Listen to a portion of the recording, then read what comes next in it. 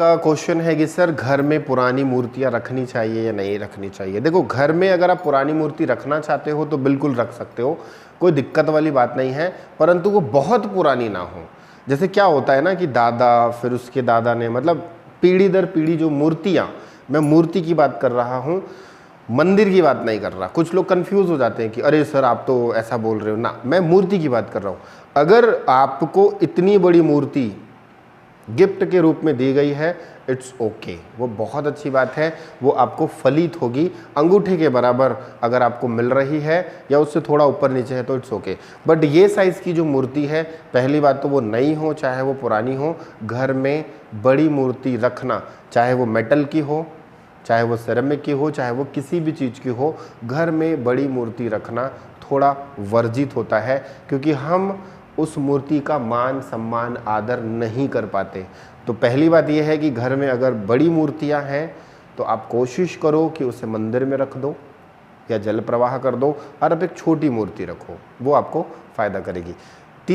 दूसरी चीज़, अगर बहुत पुरानी मूर्ति है, बहुत पुरानी मतलब आपके दादा परदादाओं के समय की बहुत पुरानी मूर्ति है, तो वहाँ पर कभी कभी क्या होता है, एनर्जी डिस्टर्ब होती है, क्योंकि वो पितरों की मूर्ति है। पितरों ने उनकी किस तरीके से सेवा करी, उनको किस तरीके से उनको भोग लगाते थे, उनकी किस तरीके से उनकी सेवा करते थे, वो उन्हीं को पता है। उन्होंने आपको दे दिया, अब आप उसका लालन पालन पोषण, भाई एक बच्चा ही तो है, मूर्ति एक बच्चा ही तो है, अब आप उसको उस नियम कानून से नहीं कर पा रहे हो तो वो एनर्जी आपको मार देगी, हिट। कहने का मतलब समझ रहे हो मैं क्या बोलना चाह रहा हूँ? फिर से समझ लो। एक छोटा सा बच्चा है, ठीक है, एक छोटे बच्चे से आपने बहुत उसको लाड प्यार से पाला, लालन पालन पोषण, उसको बहुत अच्छे से खाना पीना एवरीथिंग आपने दिया। 2 साल के बाद आप उसे कहीं और शिफ्ट करते हो, वहाँ पर उसकी उतनी केयरिंग नहीं होती है। फिर वो 2 साल के बाद कहीं और शिफ्ट कर देते हैं, वहाँ पर उसकी उतनी केयरिंग नहीं होती है। तो गड़बड़ कहाँ होगी? वो आपको आशीर्वाद देगा कि आपको 2-4 भला बुरा कह देगा। पहले वाले को वो खूब आशीर्वाद देगा, क्यों? क्योंकि यार वे इन्होंने तो बहुत अच्छे थे, इन्होंने मेरी खूब सेवा करी, इन्होंने मुझे बहुत अच्छा किया। दूसरे वाले को वो भी थोड़ा बहुत बोलेगा कि ठीक है जैसे तैसे। तीसरे वाले को वो सीधा क्या सीधा कह देगा, जा तेरा जीवन सत्यानाश, फलाना ढिमाका है ना तेवना। क्यों? और वो भला भला ब्ला ब्ला ब्ला भला बुरा बोलेगा। क्यों बोलेगा? क्योंकि पहले वाले को अच्छा इसलिए बोला, दूसरे वाले को थोड़ा कम अच्छा इसलिए बोला, तीसरे वाले को इतना बुरा क्यों बोला? कारण सेम चीज होती है कि जिस मूर्ति की पूजा आपके दादा परदादा करते थे, जिस भाव से करते थे, जिस श्रद्धा से करते थे, जो भोग नियम कानून से करते थे, वो नियम कानून आप नहीं कर सकते आज की बिजी शेड्यूल में। तो जब आप नहीं कर सकते तो उस समय वो मूर्ति उनको उनके लिए पॉजिटिव थी, परंतु आपके लिए नेगेटिव हो सकती है। कारण क्योंकि आप उस लेवल तक नहीं जा पा रहे हो, तो वो जो एनर्जी है वो आपको हिट मारेगी, वो एनर्जी आपको बाउंस बैक देगी, वो एनर्जी आपको नेगेटिव कर देगी। क्यों करेगी? क्लियर कर दिया मैंने बच्चे वाला उदाहरण दे करके, एक बार और समझ लो। मान लीजिए आपके पितरों की बहुत खूबसूरत सी मूर्ति है, जो भी मूर्ति है, सोने की है, चांदी की है, पीतल की है, किसी भी चीज़ की है। वो सुबह शाम उस मूर्ति की सेवा करते थे, मतलब भोग लगाना, आरती करना और निरंतर उसकी पूजा पाठ करना। क्लियर है? उन्होंने अपने बेटे को दिया। अब बेटे का काम, बेटा व्यवसायी हो या जो भी हो, वो सुबेरे शाम नहीं कर पाता, वो सिर्फ एक ही टाइम करता, सुबह के टाइम में धूप दीप अगरबत्ती जलाए और कुछ भोग लगा दे। उन्होंने अपने बेटे को दे दिया। अब बेटा थोड़ा सा स्टैंडर्ड, वो बोले ठीक है ना, भगवान ही तो है, अगरबत्ती दिखाओ, मामला फिट। तो वहाँ पर गड़बड़ कहाँ हुई?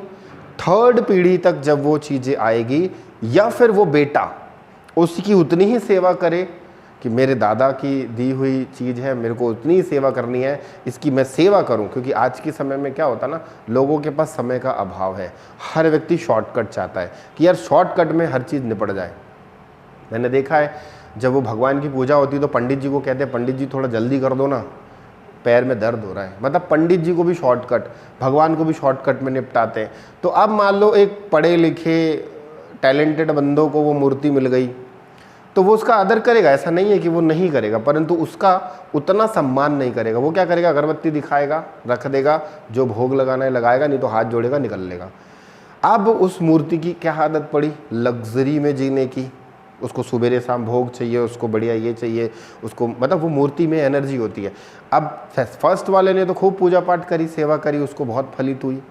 सेकंड वाली ने हाफ कर दी, थर्ड वाली ने बिल्कुल छोड़ दी, तो वो एनर्जी हिट मारेगी, वो एनर्जी नेगेटिव मारेगी, वो एनर्जी उसको बाउंस बैक मारेगी। आप देखना हमारे हिंदू धर्म में जो परंपराएं चलती चली आ रही हैं, जितने भी शक्तिपीठ हैं या जितने भी हमारे ज्योतिर्लिंग हैं, वहाँ पर नियम से हर चीज़ें होती है।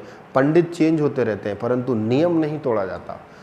क्यों नहीं तोड़ा जाता? क्योंकि मूर्ति की वही सेवा, वही भावना, वही सब कुछ, everything same same same same same चीज़ होती है। थोड़ा सा भी अप एंड डाउन नहीं होता और वो प्रतिष्ठित होता है।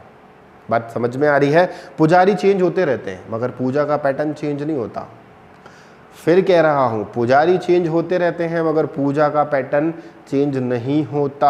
आप जितने भी सिद्ध मंदिर चले जाओ, जितने भी ज्योतिष शक्तिपीठ चले जाओ या जितने भी ज्योतिर्लिंग चले जाओ, आप देखोगे कि पूजा का पैटर्न वही है। ये पुजारी 20 साल से था, अब दूसरा आके वही पुजारी वही 20 साल के पैटर्न को रिपीट कर रहा है। हमारे मंदिर कितने पुराने हैं, 400, 500, 1000 साल पुराने मंदिर हैं, तो उस मंदिर पे सेम पैटर्न चलता चला आ रहा है, उसको चेंज नहीं किया गया और आने वाले समय में भी वही पैटर्न चलेगा। परंतु हमारे दादा ने, हमारे पिता ने और हम उस पैटर्न को तोड़ दिए तो वो एनर्जी हमें हिट मारेगी। इसीलिए मैं कहता हूँ कि कोशिश करें कि घर में बहुत पुरानी मूर्ति ना रखें, और अगर है तो उसे जल प्रवाह कर दें, या फिर आप ऐसे, अगर वो काफ़ी महंगी है तो आप उसे रैप करके अपने रख सकते हैं अंदर, फिर उसकी पूजा पाठ ना करें, उसको आप आराम से रखें। उसकी एनर्जी ना तो आपको पॉजिटिव करेगी ना नेगेटिव करेगी, वो न्यूट्रल रहेगी। यहाँ तक बात समझ में आई? मूर्ति सबसे इम्पॉर्टेंट ये होती है कि आपने, अगर आप उस श्रद्धा भाव सेम नियम से कर रहे हो तो रखो, अनदरवाइज जल प्रवाह कर दो या किसी मंदिर में जा कर के आप दान कर दो। ये सबसे अच्छी चीज़ होती है।